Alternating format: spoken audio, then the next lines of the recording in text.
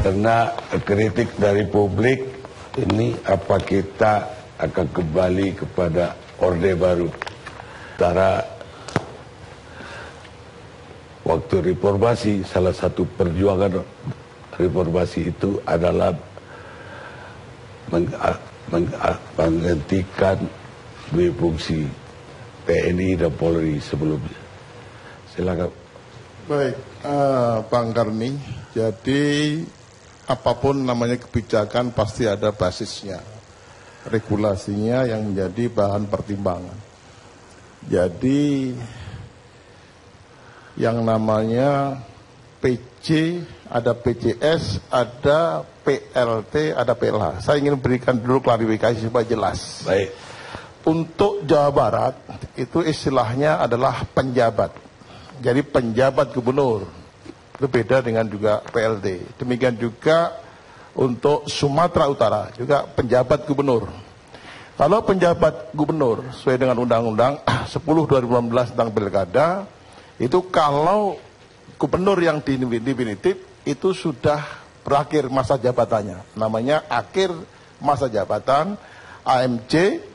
Yang jelas untuk Jawa Barat itu 13 Juni 2018, sedangkan untuk Sumatera Utara itu 17 Juni 2018. Sehingga sampai tanggal tersebut gubernurnya tetap masih Pak Aher di Jawa Barat, Sumut masih Pak Eri. Dengan demikian penjabat gubernur yang sekarang dipolemikan ini itu adalah pembicaraan yang nanti andai kata semuanya proses berlangsung lancar itu baru akan on di sana aktif pada tanggal 13 atau 14 Juni. Jadi kita ngomong sesuatu yang masih bulan Juni mendatang. Jadi baru jadi gagasan ini. Jadi masih gagasan tapi ada proses yang ini saya mau jelaskan Juni. Nah, untuk mengantisipasi karena ini pilkada ini bukan seperti dulu, pilkadanya cuma ya istilahnya parsial dikit, kita bisa men-tackle. Tapi ketika dikatakan serentak, harus sebuah kebutuhan yang kemudian dengan tingkat kerawanan yang berbeda, kita butuh sejumlah pengisi kekosongan jabatan.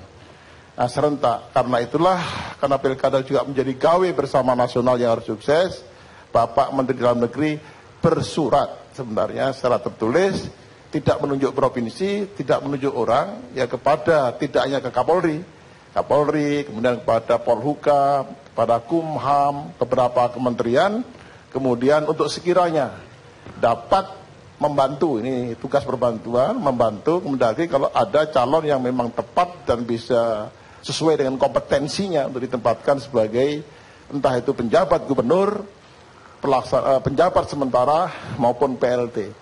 Surat itu dikirimkan kepada beberapa kementerian terkait. Nah, posisi kebetulan saya mau melengkapi dulu yang namanya istilah 4 tadi supaya paham publik. Saya lihat dalam pemberitaan sering berbeda-beda penyebutannya. Kalau PJS, pejabat sementara, itu adalah pengisi kosongan gubernurnya karena cuti di luar tanggungan negara. Maka kita sebut pejabat sementara. Sementaranya adalah sementara cuti saja. Karena gubernurnya masih dijabat oleh yang cuti tadi. Tapi kalau PJ saja tanpa S itu karena memang gubernur sudah berakhir. Sehingga besok tanggal 12 atau 15 ketika cuti di luar tanggungan negara karena dia petahana itu di drop sebagai PJS. Nah, kalau wakilnya tidak mencalonkan, maka wakilnya menjadi PLT gubernur. Jadi kalau ada tulisan PLT gubernur pasti dijabat oleh wakil gubernur. Nah, kalau cuma sehari 2 hari sisa jabatan diisi oleh pelaksana harian yaitu sekda. Sehingga kita konteks hari ini untuk Jawa Barat dan Sumatera Utara kita bicara sebagai penjabat gubernur. Nah, polemik ini muncul ketika Pak Mendagri bersurat, tapi yang jelas saya ingin tegaskan tidak hanya ke Kapolri, tapi beberapa KL terkait.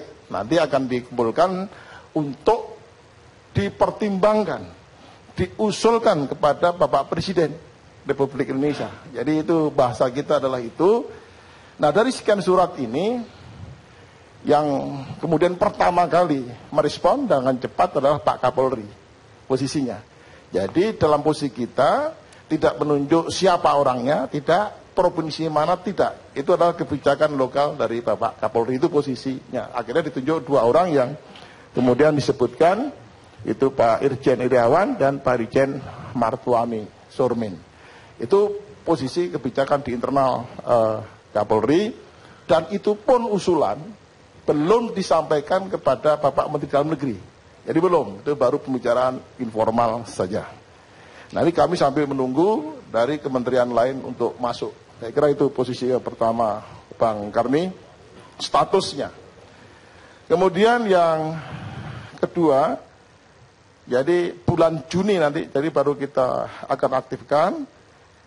Nah, karena status PJ itu diangkat oleh Presiden, ada sebuah proses yang panjang. Jadi berat ABC sampai Z ini baru menginjak A saja ini sebenarnya. Posisinya, yang ramai hari ini kita baru menginjak A. Padahal prosesnya akan panjang, ada proses penelitian, kemudian pengkajian, dan seterusnya.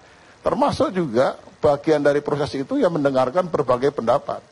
Makanya dengan adanya ILC dengan mengangkat tema ini, kami pun juga banyak berbagai masukan beberapa minggu terakhir ini. Jadi kami sangat menghargai sekali proses masukan tersebut. Jadi dengan surat-surat yang kami sampaikan tersebut, baru Polri yang kemudian menyampaikan kepada kami, akan mengusulkan dan dipertimbangkan. Kemudian tentunya pasti ada permasalahan yang dihadapi sesuai dengan tingkat kerawanan masing-masing daerah dan kompetensi orang yang paling cocok ditempatkan di situ. Kami juga mendengar berbagai masukan, polemik terjadi dalam 3 perspektif. Saya lihat ada aspek regulasinya juga dipersoalkan, etika dan politik. Dari ketika ini saya ingat apa yang disampaikan Profesor Mahfud, memang secara regulasi katanya memang tidak masalah, tapi hanya persoalan etika dan politik itu macam-macam. Contoh konkret. Tapi ada juga Profesor Juanda yang menanyakan ini sebenarnya tidak masalah, mau Polri pun mau aktif tidak masalah, karena berdasarkan jurisprudensi sebelumnya toh ada Jenderal aktif Irjen Polisi Carlo Tewu juga ditempatkan sebagai PJ Gubernur Sulawesi Barat, dan semuanya berjalan kemudian lancar dan ya hasilnya juga baik. Jadi banyak sekali justifikasi mengenai hal itu. Sebelumnya juga ada di Jawa Timur, kemudian di Tantri Bali Lamo itu pun juga Mayor Jenderal. Dulu waktu Aspes di TNI juga ditempatkan di Sulawesi Selatan. Jadi ini bukan hal yang baru sesungguhnya. Tapi kalau perspektifnya mungkin lain, dikaitkan dengan berbagai pertimbangan dari lain, kami juga bisa menerima masukan-masukan lain. Itu yang pertama. Lalu regulasinya. Regulasi yang kita gunakan adalah pasal katakanlah Undang-Undang nomor 10 tahun 2016 itu mengenai pilkada, itu sangat ditegaskan di pasal 201, intinya memberikan peluang. Memang ada pejabat gubernur itu diatur oleh undang-undang, tapi dengan sebuah penegasan. Sedikit saya bacakan supaya juga publik tahu. Untuk mengisi kosongan jabatan gubernur, ya, diangkat penjabat gubernur yang berasal dari jabatan pimpinan tinggi madya sampai dengan pelantikan gubernur sesuai dengan ketentuan peraturan perundang-undangan. Sekarang rumusannya, apa yang disebut dengan pimpinan tinggi madya, apa yang disebut dengan pimpinan madya. Lalu muncul naik ke Undang-Undang Aparat Sipil Negara. Di situ sangat jelas disampaikan di dalam pasal 19-nya bahwa yang dimaksud dengan aparat sipil negara adalah jabatan tinggi madya adalah, nah itu sebutkan ada Sekjen, Sekretaris Utama, Inspektur Jenderal, dan seterusnya cukup banyak. Kemudian ada kata-kata dan jabatan lain yang setara. Nah kalau pengertian rumusan seperti ini, ya nanti teman-teman dari ahli hukum pasti meluruskan. Itu bahasa kami yang inilah yang ASN, masih dibuka kemungkinan yang dan lain-lain yang setara, berarti di luar yang disebutkan tadi. Artinya ada kemungkinan jabatan yang lain setara itu yang kemudian bisa masuk dan bisa dipertimbangkan untuk PJ Gubernur atau PJS Gubernur. Lalu bagaimana?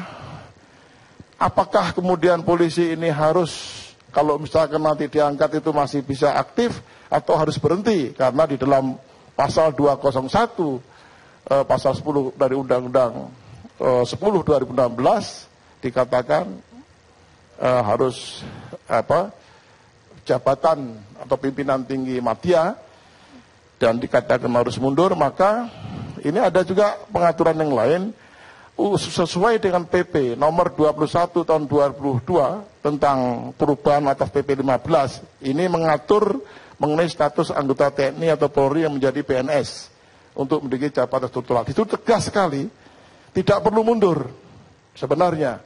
Jadi aktif juga bisa, yaitu ini selain pasal 9 Bang Karni, selain oleh pegawai negeri sipil jabatan struktural tertentu pada instansi sipil antara lain 1, 2 sampai 9 itu dapat diduduki oleh anggota Tentara Nasional Indonesia dan anggota Kepolisian Negara Republik Indonesia tanpa dialihkan statusnya menjadi pegawai negeri sipil berdasarkan peraturan pemerintah ini.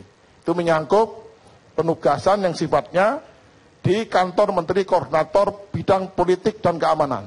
Mereka yang ditaruh di sana tidak perlu harus mundur, masih bisa aktif. Kedua, Kementerian Pertahanan, kemudian Sekmil Presiden, kemudian Badan Intelijen Negara, Lembaga Sandi Negara, Lembaga Ketahanan Nasional, Dewan Ketahanan Nasional,